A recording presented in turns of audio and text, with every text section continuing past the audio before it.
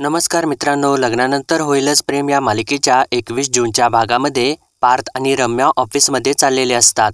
तर तेव्हा पार्थ डॉक्टरांसोबत फोनवरती बोलत असतो. तो त्यांना सांगत असतो की आता जीवाला ना बरं वाटत आहे आणि जर मला काही वाटलं ना तर मी तुम्हाला फोन करतो, मग तुम्ही होम विजिट द्या, असं म्हणून तो फोन ठेवतो. तर तेव्हा रम्या काय म्हणाले डॉक्टर असं त्याला विचारते आणि जीवाला काही पथ्यपाणी वगैरे करायला सांगितलेलं नाही ना असं सुद्धा विचारते. तर तेव्हा पार्थ नाही असं सांगतो आणि जर काही त्रास झाला ना तर कळवा असं सांगितलेलं आहे डॉक्टरांनी असं सुद्धा सांगतो. तर तेव्हा रम्या पार्थला म्हणते की खरं तर ना आता जीवाला कुठला सुद्धा त्रास होऊ नये असंच वाटत आहे सगळ्यांना, पण काय होऊन बसलं आहे यार आपल्या जीवाच्या बाबतीत, असं बोलून ती आता नाटक सुरू करते. छान हसत खेळत राहणारा आपला जीवा लग्नानंतर नुसता विजल्यासारखं राहायला लागलेला आहे ना. मनात कसली तरी सल घेऊन वावरत होता तो. आता ना ती जखम घेऊनच वावरावं लागणार आहे त्याला, असं तिने बोलल्यानंतर पार्थ सुद्धा आता चक्क खरं आहे असं म्हणतो आणि त्या वाईट दिवसाची आठवणच करून देत राहणार आहे ते व्रण आपल्याला, असं म्हणतो. पण झालं ते झालं, जे घडलं ते घडलं. यापुढे ना मी त्याच्या बाबतीत काही सुद्धा वाईट साईड घडूच देणार नाही. एक मोठा भाऊ म्हणून मी कायम त्याच्यासोबत सावलीसारखाच असेन. तर तेव्हा रम्या त्याला म्हणते की आय एम शुअर पार्थ, तू मोठा भाऊ म्हणून ना जीवाला काही सुद्धा होऊ देणार नाहीस. पण तुला जशी जीवाची काळजी वाटते ना तशीच मला राहून राहून ना काव्याची काळजी वाटते. तर तेव्हा पार्थ थोडासा विचार करतो आणि काव्याची कशासाठी काळजी वाटत आहे तुला असं त्याला विचारतो. तर तेव्हा रम्या त्याला सांगते, अरे बघ ना, नंदिनीवरती हल्ला झाल्यापासून ना तिचा IASचा क्लास सुद्धा बंद आहे. ती घराच्या बाहेर जातच नाहीये आणि ना फार्म हाऊसवरून आल्यापासून तर तिने घराच्या बाहेर पाऊल सुद्धा ठेवलेला नाही. आधी कसं ना तू तिला ड्रॉप करायसाठी सकाळी थांबायचास, पण आता ना ती घरातच असते, बाहेर तर जातच नाही ती, असं तिने बोलल्यानंतर पार्थ आता तिच्याकडे एक नजर टाकतो. तर तेव्हा रम्या त्याला म्हणते की बरोबर बोलत आहे ना रे मी पार्थ, आणि अगोदर तर तिला लग्न नकोसं वाटत होतं आणि आता अभ्याससुद्धा आवडेनासा झालेला आहे का. तर तेव्हा पार्थ तिला म्हणतो नाही नाही तसं काही सुद्धा नाहीये, आपल्या बाबतीत ना घटनाच अशा घडत आहेत ग, त्यामुळे कोणीसुद्धा डिस्टर्बच होणार आणि त्यांच्या जागी कोणीही असतं ना तरीसुद्धा हीच अवस्था झाली असती. आपण ना त्यांना वेळ दिला पाहिजे. आय एम शुअर त्या अभ्यासाला सुरुवात करतीलच. तर तेव्हा रम्या त्याला म्हणते तू तिच्या बाबतीत ना एवढा शुअर आहेस, मला ते चांगलंच वाटतं, पण मला काय वाटतं माहिती आहे का पार्थ, की काव्याना तिच्या आयुष्यामध्ये अजिबात सिरियस नाहीये. म्हणजे बघ ना, जो माणूस ना आयुष्यात सिरियस असतो ना तो सतत असा डिस्टर्ब राहत नसतो रे, आणि आजूबाजूला घडणाऱ्या गोष्टींचा ना आपल्या स्वतःवरती आणि स्वतःच्या अभ्यासावरती तर अजिबात परिणाम होऊ देत नाही तो. काव्याचा अप्रोच तर अगदी अपोजिटच आहे ना. त्यामुळे ना मला सतत तिची काळजी वाटत असते की ती तिच्या आयुष्यामध्ये ना काही अचीव करू शकेल का नाही. त्यामध्ये तिला IAS व्हायचं आहे आणि त्यासाठी तर किती डेडिकेशन लागतं हे तर तुला माहितीच आहे ना. ती तर कधी पुस्तक हातात घेताना सुद्धा दिसत नाही अरे, असं रम्या बोलत असताना पार्थ किनी विचार करत करतच पुढे निघून जातो. तर मागे उभा राहून रम्या हसत असते. तर आता त्यानंतर जाऊन पार्थ आपल्या खोलीचा दरवाजा उघडतो तर समोर चक्क काव्या अभ्यास करत असलेली त्याला दिसते आणि ते बघितल्यानंतर तर पार्थ खूपच खुश होतो. इतक्यात मागून रम्या येते आणि पार्थकडे बघते तर पार्थ हसत असतो आणि पार्थ हसत असलेलं बघून रम्याला तर धक्काच बसतो आणि ती त्याला विचारतेस तू हसत का आहेस. तर तेव्हा पार्थ आतल्या बाजूने हात करून तिला इशारा करतो. तर तेव्हा रम्या सुद्धा आतल्या बाजूने डोकावते आणि तिला बघितल्यानंतर तर मोठाच धक्का बसतो, कारण रम्या आता जे काही बोलत असते त्याच्या अगदी उलट परिस्थिती तिथं असते. काव्या छानपैकी असा IASचा अभ्यास करत बसलेली असते आणि तेव्हा आता रम्या चिडू लागते. तर तेव्हा पार्थ तिला म्हणतो की बघितलंस का रम्या, काव्यांना सरप्राईज द्यायला कधीच चुकत नाहीत. आणि काय म्हणत होतीस तू, IAS होणं शक्य नाही, डेडिकेशन नाही आहे, अचीव करू शकत नाही, आणि तू बघच रम्या काव्या काय कमाल करतात ते, असं बोलून तो मात्र हसत असतो. तर रम्याचा चेहरा मात्र पडलेलाच असतो आणि आता रम्या एक नजर काव्याकडे टाकते आणि चिडतच तिथून बाजूला जाते. तर तेव्हा पार्थ मात्र परत काव्याकडे बघू लागतो आणि तिच्याकडे बघून हसतच असतो आणि रम्या मात्र रागारागात वरती निघून जाते. तर इकडे काव्या आत मात्र अगदी मन लावून अभ्यास करत असते आणि पार्थ एकसारखाच तिच्याकडे बघत असतो आणि खूप खुश झालेला असतो. आता त्यानंतर दुसरीकडे नंदिनी आपल्या खोलीमध्ये येते तर तेव्हा जीवा गाढ झोपलेला असतो आणि ती बहुतेक शॉपिंग करून आलेली असते, कारण तिच्या हातामध्ये खूप साऱ्या शॉपिंगच्या बॅग असतात. आणि त्यानंतर आता नंदिनी कपाट उघडते, तर चक्क कपाटामधून मोल्डच खाली पडतो आणि त्याच्यावरची काच फुटते. तर काच फुटलेल्या आवाजाने जीवा दचकून जागा होतो आणि उठून बघतो, तर समोर तिथे मोल्ड फुटलेलं त्याला दिसतं आणि नंदिनी तर खूपच घाबरलेली असते. तर तेव्हा जीवा नंदिनीकडे एकदम डोळे मोठे करून रागानेच बघू लागतो आणि एकदमच तो खाली बसतो आणि त्या काचा हातामध्ये घेऊ लागतो. तर तेव्हा नंदिनी त्याला म्हणू लागते की जीवा जीवा सॉरी माझ्याकडून ना चुकूनच झालं. मी ना कपाटाचं दार उघडलं आणि अचानकच ना ते खाली पडलं.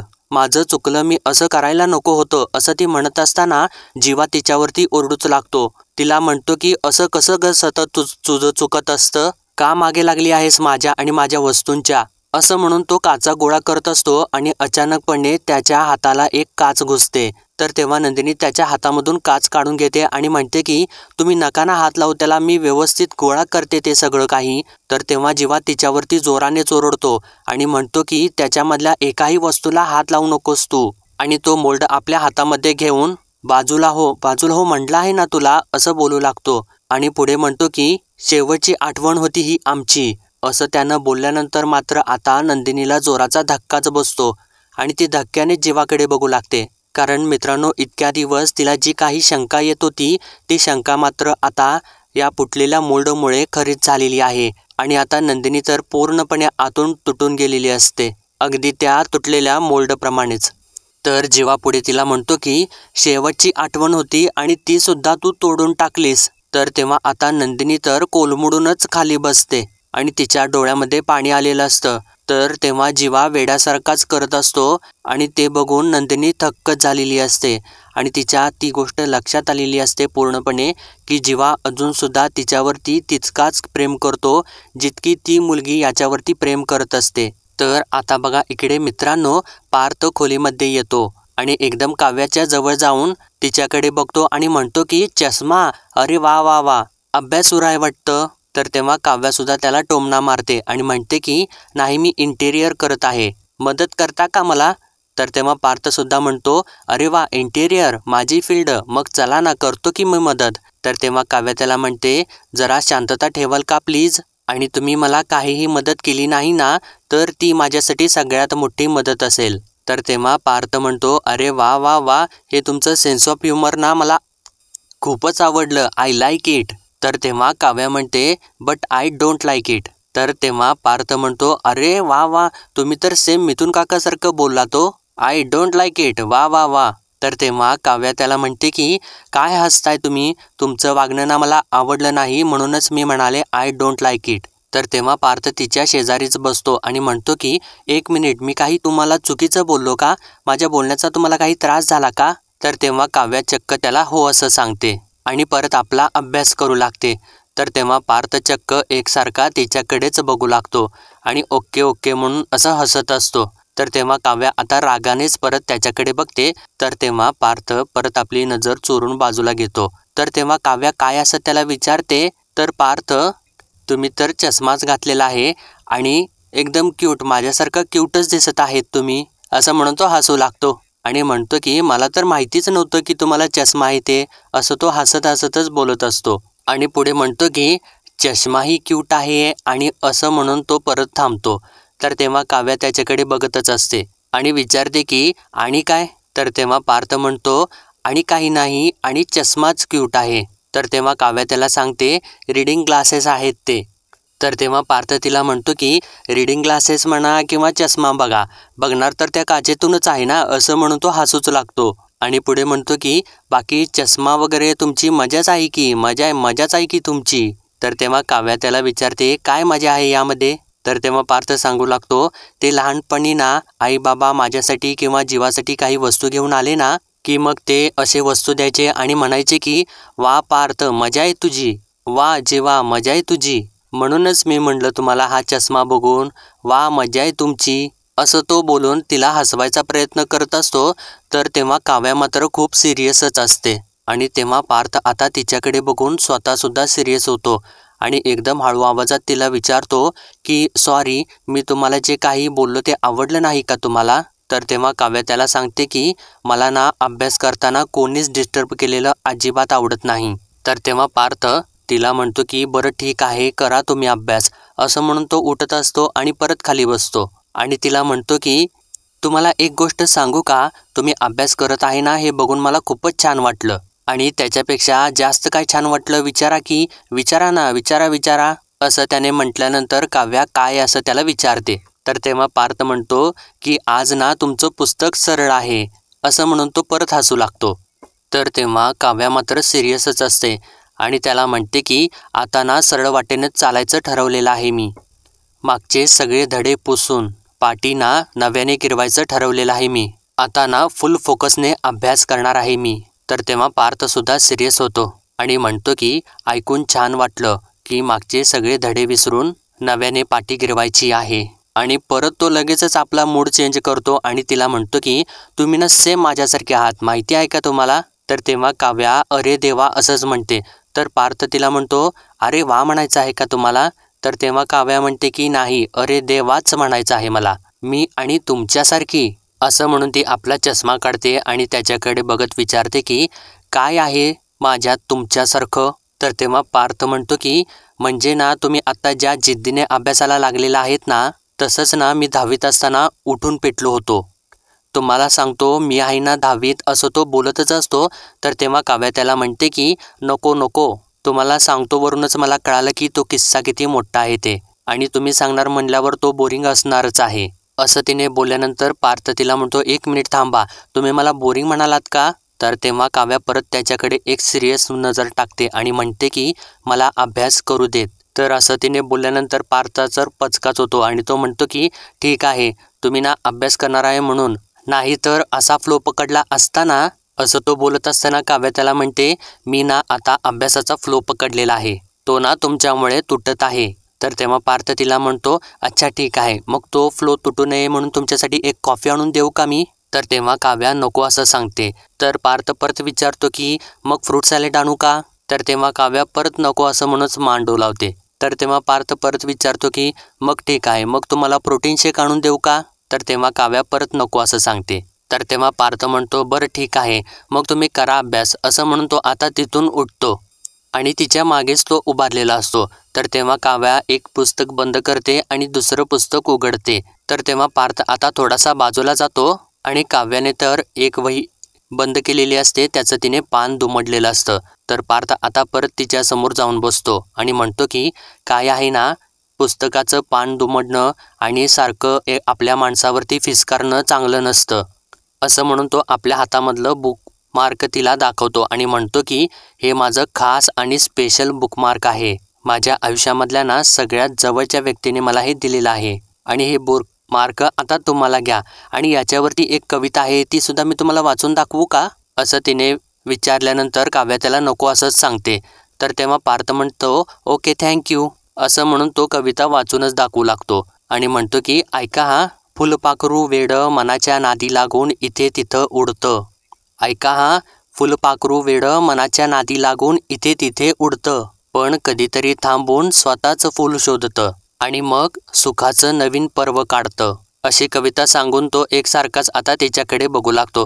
तर तेव्हा काव्या त्याच्यावरती काहीच रिॲक्शन देत नाही. म्हटल्यानंतर पार्थ तिला म्हणतो हे घ्या, हे बुकमार्क तुम्हालाच घ्या आणि ठेवा, असं त्यानं म्हटल्यानंतर काव्या आता ते बुकमार्क लगेचच आपल्या हातात घेते आणि त्याच्याकडे न बघताच ते बुकमार्क पहिल्या पुस्तकाला लावून टाकते. तर पार्थ तिला म्हणतो की कविता आवडली का नाही आवडली हे नंतर सांगा, पण all the best for your new beginning, असं त्याने म्हटल्यानंतर आता मात्र काव्या त्याच्याकडे बघते. तर पार्थ तिला म्हणतो करा अभ्यास, असं म्हणून तो आता तिथून उठतो आणि आता तिच्याकडे मागे वळून बघत तिथून तो निघून जातो.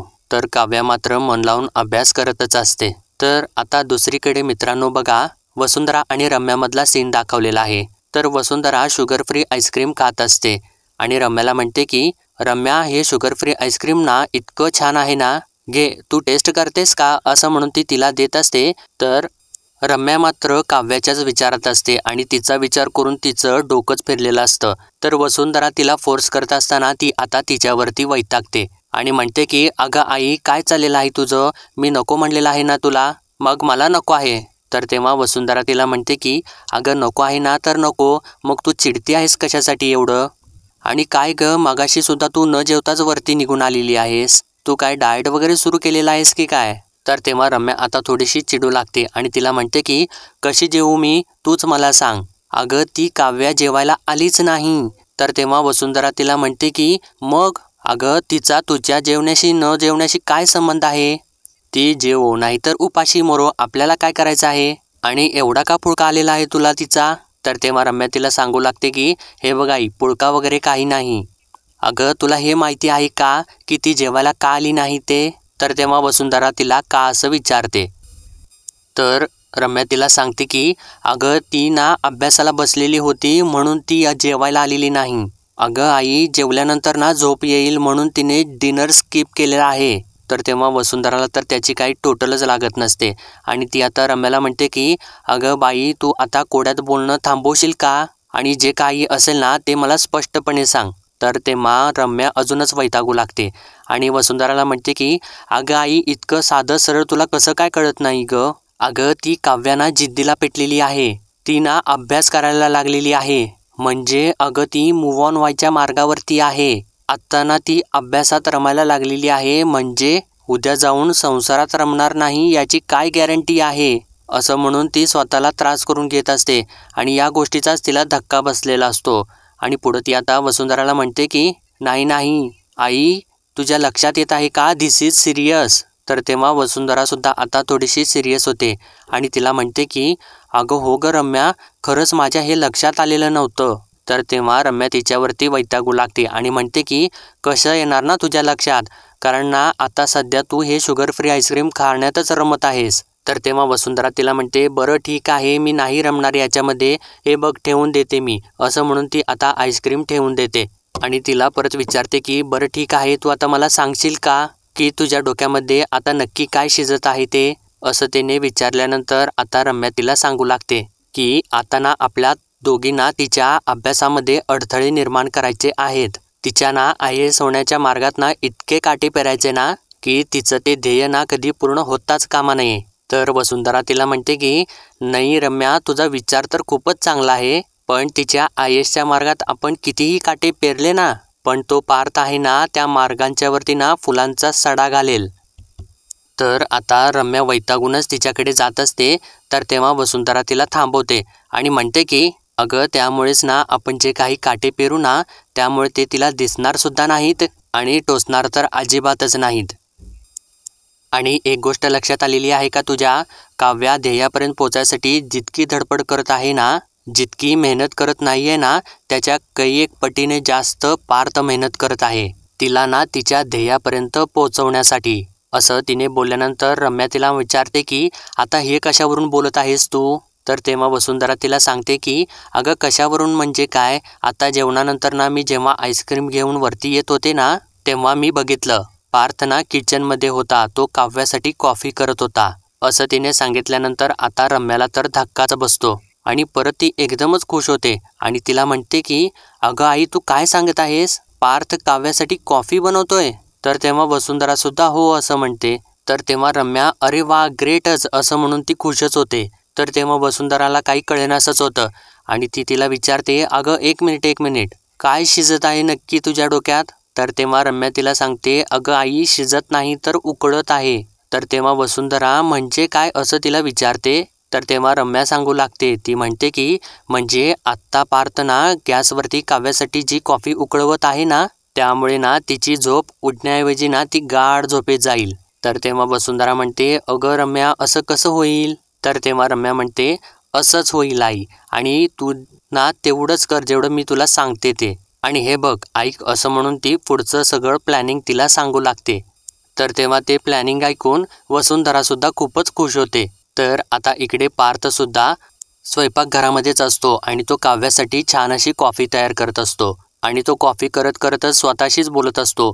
तो म्हणतो की आता ना काव्याने ना अभ्यासाला सुरुवात केली आहे ना, मग तर तिला आता पार्थ स्टाईल अशी मस्तपैकी कॉफीच पाजतो. म्हणजे मग कसं होईल ना, काव्या शिकली आणि मग देशमुखांची प्रगती झाली असं उद्या लोक म्हणतील. असं म्हणून तो खूपच खुश होत असतो. इतक्यातच त्याचा मोबाईल वाजू लागतो आणि तेव्हा पार्थ म्हणू लागतो की अरे बापरे, एवढ्या रात्री कुणाचा फोन आलेला आहे. असं म्हणून तो बघतो तर वसुंधरानेच त्याला फोन केलेला असतो. आणि तेव्हा तो फोन उचलतो आणि म्हणतो की आत्या, एवढ्या रात्री कशासाठी फोन केलेला आहेस, आणि ते सुद्धा तू घरातल्या घरातच फोन करत आहेस. तर तेव्हा वसुंधरा इकडून बोलू लागते की काय करणार रे बाबा, माझ्या भाच्याला ना माझ्यासमोर बसून बोलायला वेळच नाही. मग काय करायचं सांग बरं आत्याने. असं तिने म्हटल्यानंतर पार्थ तिला विचारतो की अगं, एवढ्या रात्री अपरात्री मारलेले टॉन्ट ना भाच्याच्या तब्येतीसाठी चांगले नसतात आत्या. तर तेव्हा वसुंधरा सुद्धा हसू लागते आणि म्हणते की हो का, मग बरं ठीक आहे रे बाबा, मग आता कामाचं बोललं तर चालेल का. तर तेव्हा पार्थ बोल बोल असं तिला म्हणतो. तर तेव्हा वसुंधरा त्याला सांगू लागते की अरे पार्थ, ती तळेगावची प्रॉपर्टी आहे ना, त्याच्यामध्ये एक प्रॉब्लेम झालेला आहे. प्रॉब्लेम म्हणजे काय, एका पेपरवरती ना तुझी सही राहिलेली आहे आणि काय आहे ना पार्थ, उद्या पेपर्स जमा करायचे आहेत. असं तिने बोलल्यानंतर पार्थ तिला म्हणतो की हे तुला आत्ता आठवत आहे का आत्या, उद्या सकाळी बोलूयात ना आपण या विषयावरती. तर तेव्हा वसुंधरा त्याला म्हणते की अरे बाबा, सकाळी वगैरे काही नको, तू एक काम कर, तू आत्ता ना माझ्या खोलीत ये आणि सही कर. तर तेव्हा पार्थ तिला म्हणतो अगं आत्या, तू किती कामाचा विचार करत आहेस, उद्या सकाळी द्यायचे आहेत ना पेपर, मग उद्या सकाळीच करतो ना मी सही. तर तेव्हा वसुंधरा हट्टच करू लागते आणि त्याला म्हणते की नाही रे पार्थ, मी तुला म्हटलं ना, तो आत्ताच माझ्या खोलीमध्ये ये आणि सही करून दे. तर तेव्हा पार्थला तर काही कळेनासंच होतं. तर वसुंधरा पुढं म्हणते की तुला माहिती आहे ना, कुठलीही कामं अर्धवट राहिलेली मला अजिबात आवडत नाहीत. आणि समज जर तू आत्ता येऊन सही केली नाहीस ना, तर मग मी रात्रभर त्याच गोष्टीचा विचार करत राहीन आणि माझी झोपच होणार नाही आणि मीच आले असते रे खाली, पण माझे ना गुडघे दुखत आहेत म्हणून मी येत नाही. बरं ठीक आहे, मग मीच येऊ का खाली, असं ती आता त्याला विचारते. तर तेव्हा पार्थ तिला म्हणतो की नाही नाही ठीक आहे, तू नको येऊस, मीच येतो वरती. असं तो बोलत असतो. तर तेव्हा रम्या त्याच वेळेला तिकडून येत असते आणि पार्थला समोर बघून ती आडुशालाच लपते. तर तेव्हा आता पार्थ ती कॉफी झाकतो आणि तिथून वसुंधराकडे जाऊ लागतो. तर नेमकं याच संधीचा फायदा घेऊन रम्या आता तिथं स्वयंपाकघरामध्ये येते आणि त्यानंतर ती आता जायफळच हातामध्ये घेते आणि म्हणू लागते की काव्या, हेच जायफळ वापरून ना मी नंदिनीच्या लग्नात तिच्याच हळदीमध्ये तिला उशिरा कशी जागी येईल ना, याचीच व्यवस्था केलेली होती. आता तू रात्रभर जागून ना अभ्यास कसा करतेस हे बघतेच मी. असं म्हणून ती आता ते जायफळ कॉफीमध्ये टाकते. तर मित्रांनो, आजचा भाग इथे संपतो आणि पुढील भागामध्ये आपण पाहणार आहोत की नंदिनी आता त्या फुटलेल्या काचा हातामध्ये घेऊन म्हणत असते की जर त्यांचं प्रेम एकतर्फी नव्हतं ना, तर ते मग त्यांच्या प्रेमामधून कधीच बाहेर येणार नाही आणि मग ते माझ्याबरोबर कधीच खुश राहू शकणार नाहीत. आणि जर का असंच असेल ना, तर मग मला काय तो निर्णय घ्यावाच लागेल, असं ती बोलत असते. तर तेव्हा जीवा मात्र गाढ झोपलेला असतो. आणि मित्रांनो, आता नंदिनी बहुतेक जीवापासून वेगळा होण्याचा विचार करत आहे, कारण तिला तेवढा मोठा धक्का जोराचा बसलेला असतो. तर दुसरीकडे आता पार्थ काव्यासाठी तीच कॉफी घेऊन येतो, जी या कॉफीमध्ये रम्याने जायफळ घातलेलं असतं. आणि काव्याला तो म्हणतो की सरप्राईज, तुमच्यासाठी तर एक सरप्राईज आहे. असं म्हणून तो कॉफी तिला देतो आणि ते दोघे सुद्धा ती कॉफी चिअर्स म्हणून पिऊ लागतात. तर तेव्हा रम्या तिथेच मागे उभा राहून ते सर्व बघत असते. तर आता दुसरीकडे जीवा उठून आवरून तयार झालेला असतो आणि आता तो आपल्या घड्याळामधलं म्युझिकचं बटन दाबतो आणि तेव्हा नंदिनीचं घड्याळ तर तिथे टेबलवरतीच असतं. तर तेव्हा ते घड्याळ बघितल्यानंतर जीवाला मात्र धक्काच बसतो आणि जीवा ते घड्याळ आपल्या हातामध्ये घेतो आणि म्हणतो की ही तर काही न ऐकताच निघून गेली. तर मित्रांनो, आता नंदिनी खरंच जीवाच्या आयुष्यामधून त्याला न सांगताच निघून गेलेली आहे का, हे आपल्याला येणाऱ्या भागामध्ये कळेलच. तर पुढील अपडेटसाठी लाईक, शेअर आणि सबस्क्राईब नक्कीच करा.